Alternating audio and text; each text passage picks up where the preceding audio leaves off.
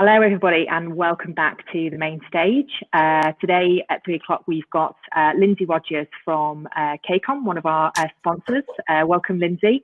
Lindsay is the head of systems at KCOM and is going to talk to us a little bit about digital transformation and how that's really changing and shaping the experiences, not only for the customers at KCOM but also for people, the kind of employees of KCOM as well.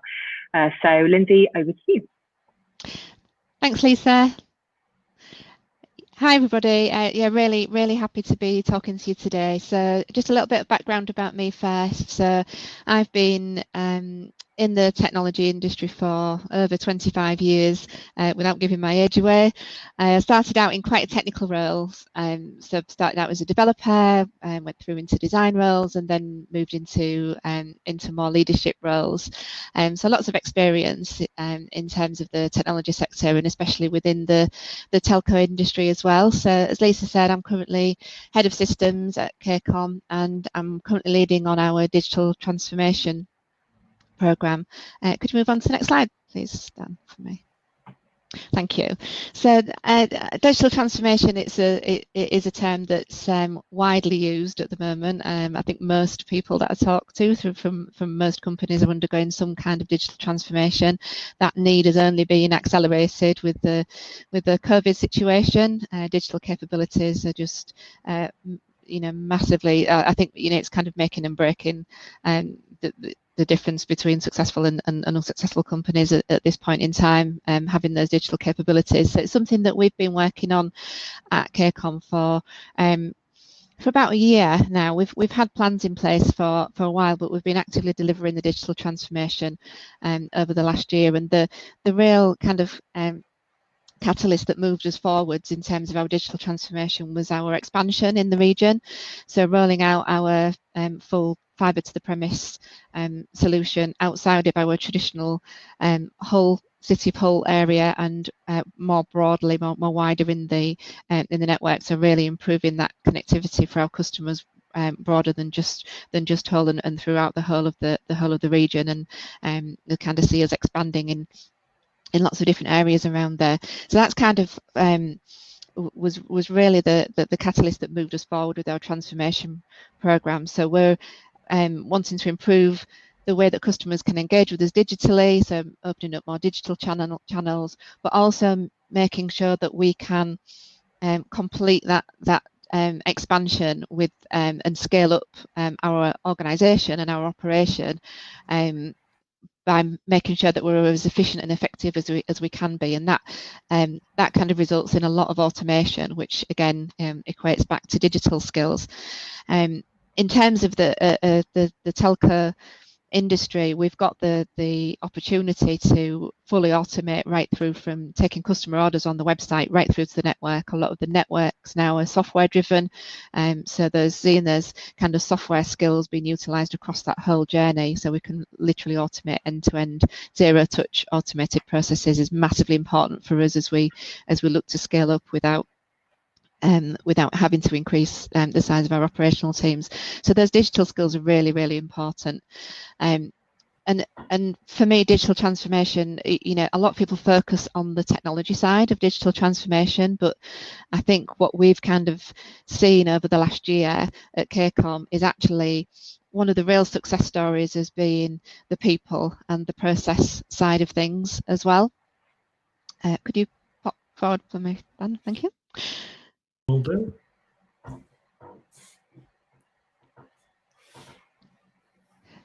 Thank you. So think about the people that are involved in the digital transformation program that we've got ongoing at KCOM. We've got kind of the users of the system. So traditionally we would think of these as users, so customers, our employees for some of the employee experience transformation programs that we're currently looking as well.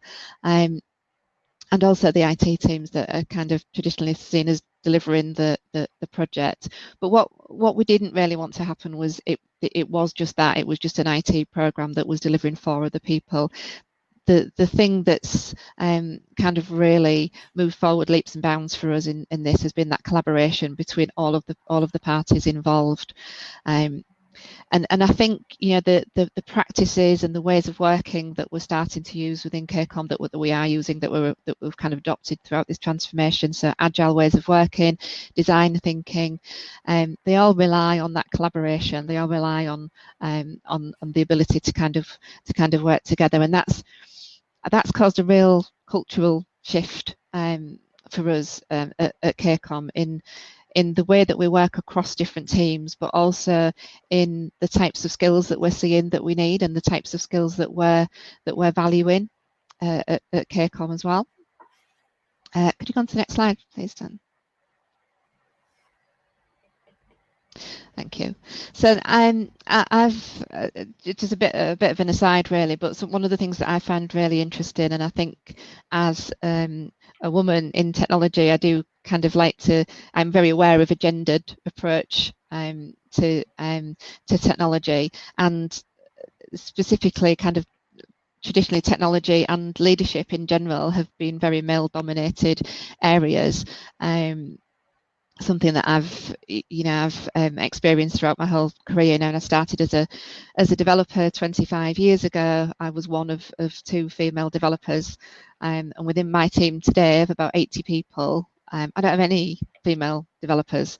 There's women in other roles, business consultancy roles, etc. But for the pure, the real technical roles, it's still, we very rarely get girls and women applying for those roles. So I do kind of think a lot about why that is, and I think there is a perception that careers in technology are very focused on the technology, and there's certain skills that you need in order to be successful in those careers. And I can see a real shift in that, and I think that's coming because because of the ways of working.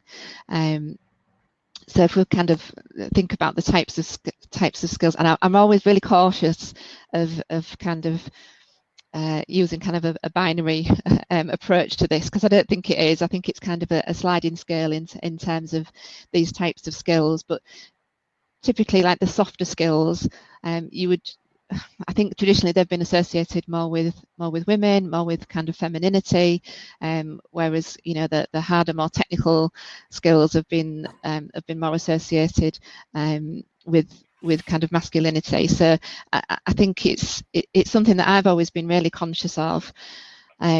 And one of the things that I really do believe in is when you're in a particular role, you need to be authentic in that role, and you need to be able to bring your skills to that role, whatever they may be.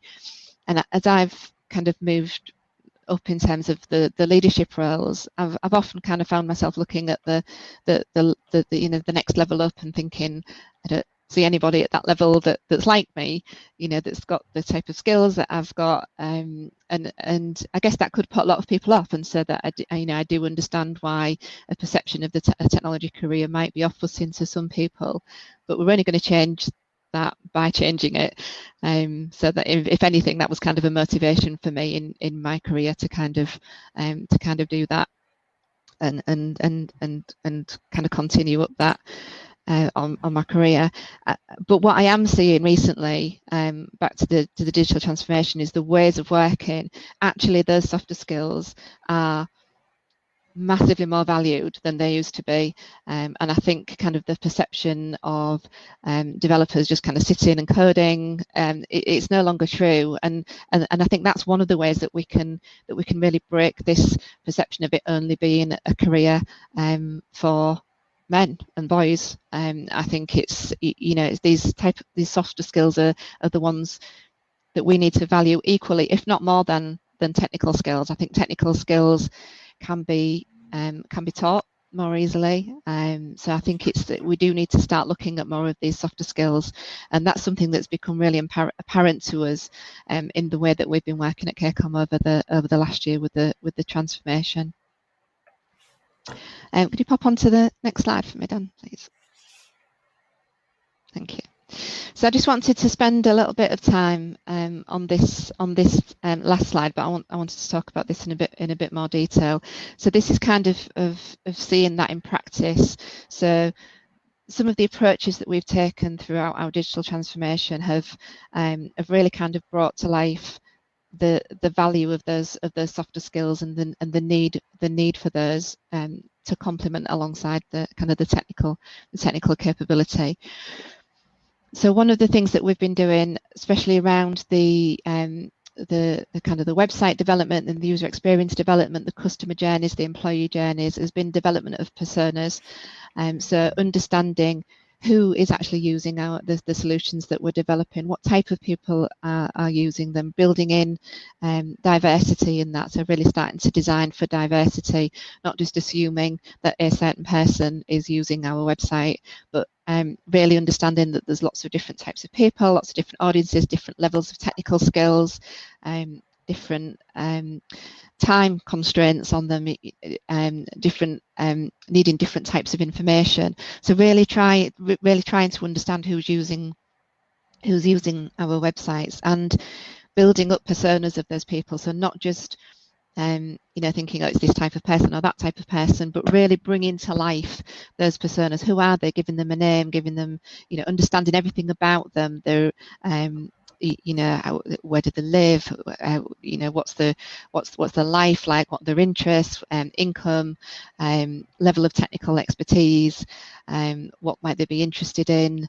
How much help might they need?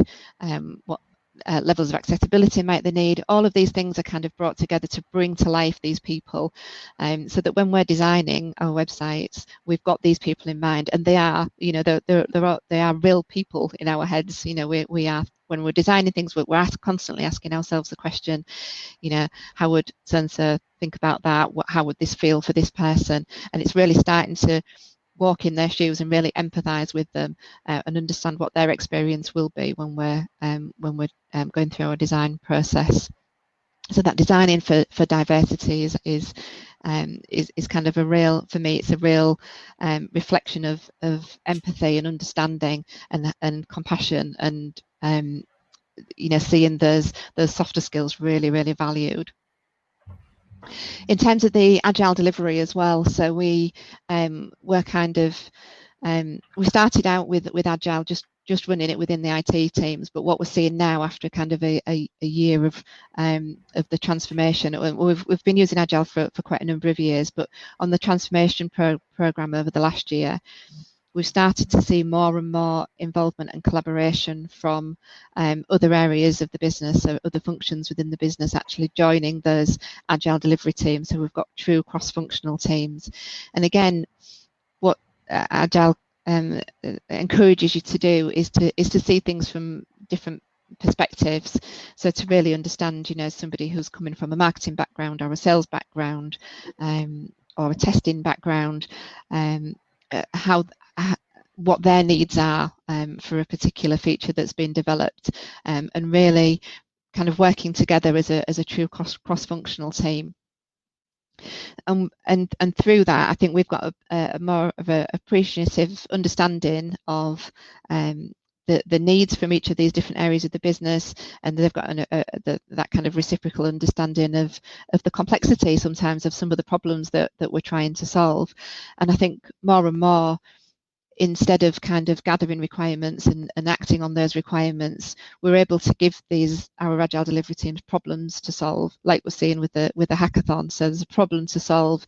We've got people in there that are experts in their own right, but when they come together, that's when you really see the power of that team to solve that problem, and they each bring each of their expertise to that.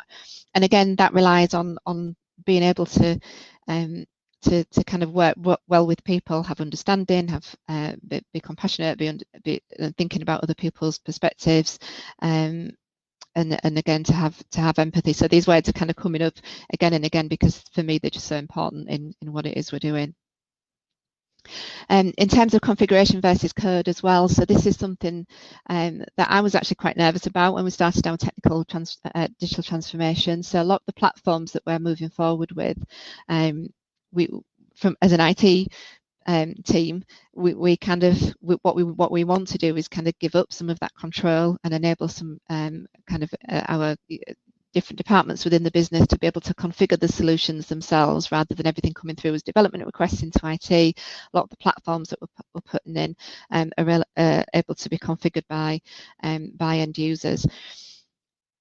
and there's a trust element to that. You know, we need to work together to make sure that we're not going to do anything that's going to break anything, and again, it's that teamwork coming into play. So if we've got people configuring platforms, we've also got developers that are actually coding kind of some of the more complex scenarios within there, how we work together to make sure that they complement each other, and make sure that they go through kind of the similar processes in terms of automated testing, release cycles, that continuous integration pipeline. Bringing all of that together, again, it's something that requires collaboration. It's not something that can be done in isolation. So again, it's technology being developed by a team rather than an individual developer. So something that again has been massively successful for us. And I think just developing that understanding again of each other's perspectives has enabled people that not necessarily come from that background to come up with suggestions and ideas on how we might solve things and how we might do things going forward, because they've got that wider, broader appreciation. And then the last element on there is around feedback loops. So to me, this is one of the most important kind of aspects of design thinking and also of agile development, and that's understanding what you've done and how well has that landed. You know, has that worked? Were the ideas that we came up with, now that we've tested them and we've implemented them, really testing that. So testing that back with the personas. So going back to the personas, you know, how did that feel for that a person in that persona? How did that work for this? And being able to take that feedback in something that maybe you've been invested in developing, but actually, you know, take that feedback quickly and be able to adapt to it. So having those feedback loops, I think, is really important, and being able to act on that. So understanding kind of the insight that we're getting from some of the developments, some of the features that we've delivered. Getting an understanding of how successful they've been, and adapting and iterating and going through that loop again. Across all of these, you know, we're really seeing that those softer skills are massively important in all of this. Being able to work together, being able to have an understanding of other people's points of view. It's been so important to us forming those successful teams. And I think you know, this is something that is really important to us within our region, I think, as we're trying to attract more people into our industry. It's making sure that there's that perception is not just that these are just technology careers, that it's broader than that, and it's more that, you know, they're more suitable for a broader range of people.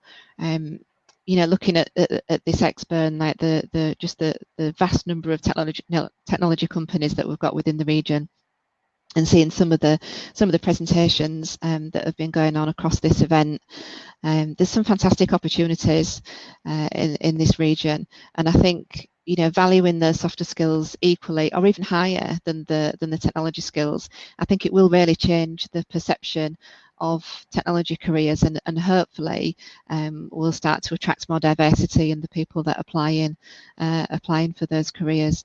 I just think it's so important for us to kind of keep going and keep pushing and keep making sure that there is a true understanding of what it means to have a career in technology, and it's not just about those technical skills. It's much broader than that, and you're only going to be successful if you've got that balance of both sides of that.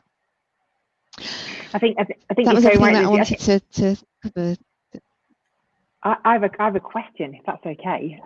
Just as you were talking, there was a couple of things I was thinking about. We've got a real mix of teams actually, from industry and from education. So I'm kind of interested in more about your thoughts on, you know, encouraging people from education to look at kind of technology and technology jobs, or the industry, the kind of, you know, in general. I think you're right. You know, we when I look across the kind of broad spectrum of opportunities there is, you know, particularly in the Humber region, you know, we have a real we have a real gap in the amount of kind of the youngsters, I guess, coming through the education system who kind of want to step into that industry. And what would you say to them as a kind of a leader in that area that would encourage them to kind of, you know, take that leap of faith and move into it, is my first question.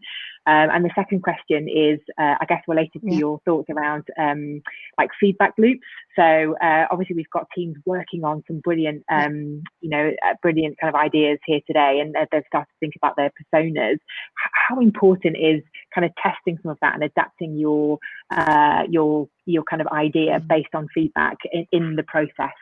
So there's two questions, two really quite different questions, but if you start with whichever one you think is most comfortable. Okay. Yeah, I'll start with the first one, and hopefully I can remember the second one when I get to that bit. I'll repeat it. So yeah, in terms of the education side of it, I think, I mean, I've kind of spoken at a few schools and kind of careers events, and it is really tricky. And I always say, just don't dismiss something without really doing your research. Don't just assume that you know what it's going to be like, because things are changing so quickly across business in general, and a lot of that is because of digital capabilities. So just don't dismiss a career just because you don't think it's for you. You know, really do your research, really find out what it's like to be in a career like that. I think the days of having one focus in your career is you need to have a broader understanding, you know, and especially from a digital perspective, because it touches every area of the business. You know, like the examples I was giving around, you know, we're kind of automating through from marketing, through sales, through customer service, through kind of down to the provisioning on the network. All elements of that are we have to have an understanding of all of that. So it's not just about a career in IT. It's about having that broad understanding of the business, and bringing that business knowledge and business context is massively valuable. So I do think we need to start encouraging people not to think just so black and white about careers, and it is more really about really getting to understand what it means, and what would it be like to be in a career like that before you kind of make any decisions, and before you dismiss it. Don't just assume that that's not for me, that doesn't look like me. I'm not gonna go there, because, you know, like I said, we're not going to change things unless we actually start changing things. So I think that would be my advice there. Yeah. And I have remembered your second question. So I think in terms of the feedback loops, I can't kind of downplay the importance of that, and testing out those ideas at every level. I think, you know, the more you kind of develop a particular idea, you can get stuck in kind of thinking, oh yeah, this is it, this is what we're going to do, and you just, you know, desperately trying to get that to work, and you're not. But I think taking a step back and actually, you know, talking to the people that have helped you make those decisions and saying, is this right? Can I just test this out? Is this where we're going? Do we need to change direction? So constantly kind of questioning yourself and thinking, okay, do I need a checkpoint at this point? Do I need to check in with that person? Do I need to discuss this with somebody, rather than just kind of, because we all get involved in it. Myself, you get so invested in an idea and want to see that brought to life that sometimes you forget actually I need to check that I'm still heading in the right direction here. So it's just kind of taking that time to take a step back. So it's massively important at every step, not just when you've got something to show as well. Actually, that's something that we're getting a lot better at, is actually doing that testing, that checking in a lot earlier. So we're not feeling like we have to have a product to demonstrate in order to get that feedback. We're actually demonstrating ideas, finding ways to bring ideas to life, to check at that point, so that we don't. I think there was kind of certainly a nervousness initially amongst kind of developers that there's almost a feeling like they had to have something coded before they could actually test it out and check it and get that feedback, and that's not right. You know, just show what progress you've made, show your thinking, and test it out at that earlier point as well. Yeah, sometimes it's the small things, isn't it, earlier on, that can make the biggest difference. Don't wait, don't invest all that time in something which actually might need to be completely redeveloped. Really good point. Yeah. We have got a question on the chat actually from Raymond, Lindsay. So Raymond says, I don't know if you can read that, but we're regularly hearing about kind of employment opportunities moving from old world type roles into this kind of more 21st century, kind of typical tech careers. Yeah. What do you think that companies like KCOM can do to really help, the younger generation make their way from, into these new careers, right the way from when they first get into school, through to the kind of secondary school? Is there a role for KCOM to play in that kind of development of children? Yeah, definitely. I think the engagement that we do with schools is really important, and I think like I say, trying to bring that to life a little bit more around what it's like through engaging with schools, and I think how kind of computer science is taught at schools as well. I think being able to maybe influence that a little bit in terms of the thing that when we first started doing agile development, you have to experience it to really understand, to really get it. I think it's difficult to test to check the theory. It's difficult to teach the theory, I think, because for me it is in the experience and the working with other people, the collaboration side of things that's so powerful. So I think the more that schools can start to use that terminology and actually teach in that way, to kind of adapt that that methodology and that way of working within their teaching, will help prepare kind of the next generation to come into careers in IT as well. I mean, my son's 18, is just started university, and he did computer science at school, and I think I do think that there's more that can be done around the way that it's taught, as well as the subjects that are taught, to maybe get across that collaborative style of working, and really get a feel for how it might be in the real world. I think in terms of what KCOM can do, I mean, we do offer kind of work experience. We've got apprentices that have just joined us, that are just, I mean, they're like a month or so into their employment with KCOM. They're working within an agile team. They're writing code. They're developing. They're doing that whole process. They're working in an agile scrum team, and I get demos from that team every fortnight, and my feedback to them has been not just on what they've produced technically, but the way that they're working. It's just fantastic to see that. So I think being able to bring those opportunities to life. What does an apprenticeship look like at various tech companies as well? Really kind of sharing that. I think there's more to be done. I really do. But for me, it's all about bringing to life the experience of what it's going to be like. Yeah, and having seen, because Raymond is part of one of our teams, I've seen a bit of their background of their idea, so I know there is a reason why they've asked that question. I'm not going to reveal, because I'm sure it will come out in their presentation tomorrow. But they definitely have some kind of ideas around how organizations, KCOM and other kind of tech organizations, can really help, start Brilliant. Right from the bottom, get instilled. So yeah. Looking forward to seeing a bit more of that tomorrow. So, yeah, great question. Okay, I don't know if there's any more questions on the chat. We'll give it a couple of seconds, but if there's no more, we will hop over into the sessions, the Q&A in the sessions button for the next 5 or so minutes. If anybody's got any questions they want to give Lindsay face to face, then we'll be over there for the next 5 minutes, and you can ask her directly, or you can use the chat facility in the sessions button as well. So I don't think there's any more questions here. So thank you, Lindsay. That was really interesting. Thank you for that. Appreciate it very much. And